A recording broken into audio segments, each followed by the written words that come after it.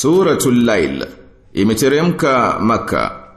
Mwenyezi Mungu mtukufu ameapa kwa viapo vitatu juu ya kuwa vitendo vya watu vinahitalifiana. Baadhi yake ni vya uongofu na baadhi yake ni vya upotofu. Mwenye kutoa na akamcha Mungu na akawafiki tabia yenye kukusanya kheri, basi Mwenyezi Mungu atamsahilishia mambo yake kwa wepesi. Na mwenye kufanya ubakhili na akajiona hana haja na mtu na akakanusha tabia zenye kukusanya kheri, Mwenyezi Mungu atamfanyia wepesi kuingia mashakani. Na wala mali yake hayatamfaa kitu kumwokoa akitumbukia katika adhabu. Na aya zikabainisha baada hayo kwamba hakika Mwenyezi Mungu amechukua jukumu kubainisha njia za uongofu kwa fadhila zake, na kwake yapo mambo ya maisha mawili, ya akhera na ya duniani, na kwamba hakika yeye amekwisha onya kwamba moto watauingia waovu na watauepuka waliowema.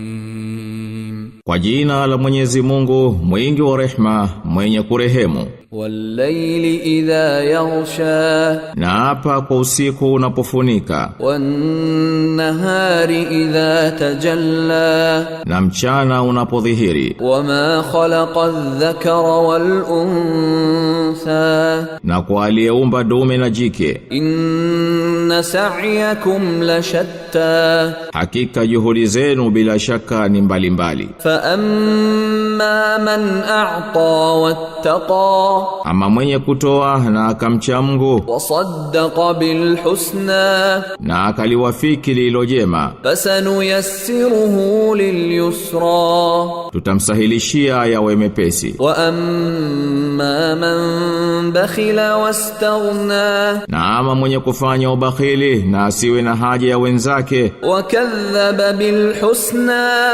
na akakanusha lilo jema, fasanuyassiruhu lil usra, tutamsahilishia yawe mazito. Wama yughni anhu maluhu idha taradda, na mali yake yatamfaa nini atapokuwa anadidimia. Inna alayna lalhuda, hakika ni juu yetu kuonyesha uongofu. Wa inna lana lalakhirata walula, na hakika ni yetu sisi akhira na dunia. Fa anzartukum naran talazza, basi na kuonyeni na moto unaowaka. La yaslaha illa al-ashqa, hatauingia ila mwovu kabisa. Alladhi kadhaba wa tawalla, anayekadhibisha na kupa mgongo. Wasayujannabuha al-atqa,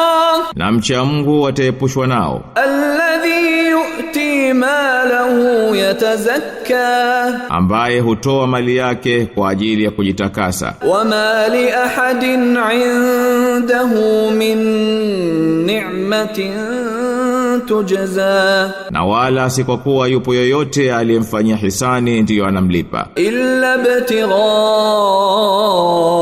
wajhi rabbihil a'la, ila ni kutaka radhi ya Mola wake mlezi aliye juu kabisa. Wala sawfa yarda, naye atakuja ridhika.